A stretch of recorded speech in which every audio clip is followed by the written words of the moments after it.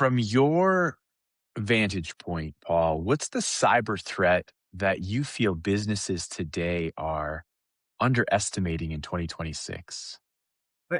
I think really it gets a lot of buzz, and I don't know personally how much of it is like architecture versus actual, but the whole Anthropic mythos and the Glassdoor project. And like I wrote a blog about it because we had so many customers who reached out and said, what are you doing? I'm like, what do you mean? What am I doing? Well, let's wait to see how many thousands of vendors now release emergency patches. And so we took two approaches. I think that this is actually welcome, in my opinion. This is going to force software vendors who oftentimes quickly look for features and functions, but maybe don't review for security flaws, or there's known security gaps that if you as a customer don't have compensating controls, you have a level of vulnerability that the software manufacturers aren't factoring in. So I kind of like the fact that if there is this silver bullet that's going to sweep all of this GitHub repository layers and say, here's 220 criticals you didn't know about yesterday,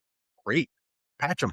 Like release patches, let's force the industry to make some changes to what they may consider a normal day worth of releasing these products. And at the same time, we took an approach that I don't know what I don't know today, but let's really double down on network detection and response. And let's really push out to the edge. How can I best protect my company and my clients and not even let these malicious packets through? So we have doubled down on, again, the machine learning. We run more than 60 machine learning jobs now. And unlike AI, which starts to hallucinate and you can overrun its capacity, we run machine learning all day, all night, 24/7, 365. And then we export what the machine learning comes up with into the large language models and into the agentic models. And we get some really good feedback from that. But it really forced us to take an approach that, like, I always had the opinion that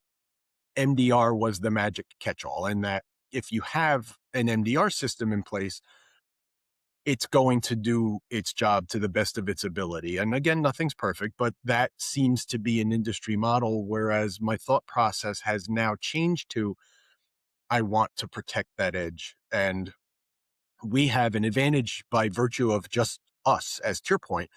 We own our data centers, and I own my DNS servers, and we own our honeypots, and I don't have to ask anybody's permission to autonomously write protections out to the edge and to autonomously, if we have malicious command and control IPs that fail a 2 or 3 part challenge, boom, it just automatically updates our entire edge and let's block them to the best of our ability.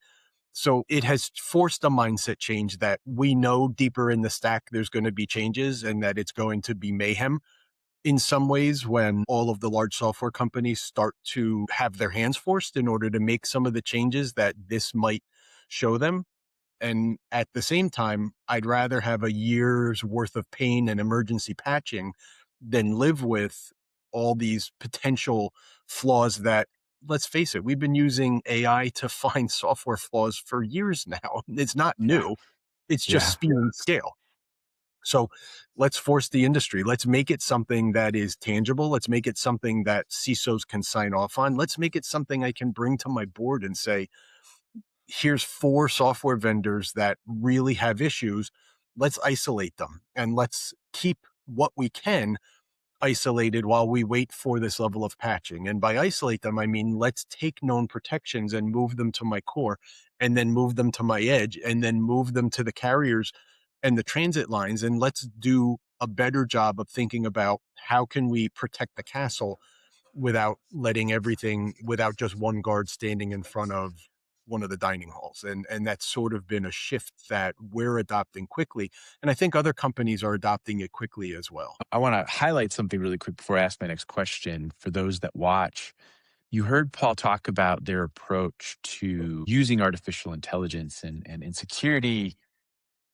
Machine learning and AI has been around for 30 years. We've done it well for a while. And you guys have taken a very smart crawl, walk, run approach to this that we recommend. And that is don't jump straight into thinking that adaptive, generative, large language models are going to be the solve.